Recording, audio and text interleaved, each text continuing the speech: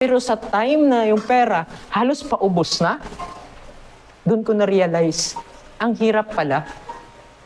Ako bumili, sobra yung pera.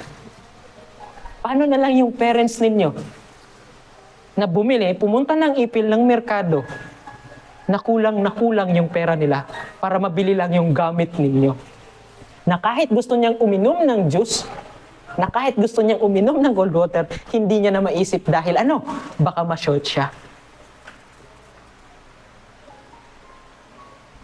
You are not only the one na nandito na nag-aaral. So please, gusto ko sanang ipaalala sa inyo, bawat ballpen ninyo, bawat papel ninyo, bawat notebook ninyo, damit ninyo, bag ninyo, kasama nyo yung parents ninyo na nag-aaral dito. At every time na mapapagod kayo, tingnan ninyo yung notebook ninyo. San kaya itog nanggaling? Sa pagod ng papa ko, sa pagod ng mama ko. Sa time na mapapahiya kayo or mahihiya kayong sumagot, tanungin nyo uli yung sarili ninyo. Mababago ko ba yung sarili ko pag ganito ako?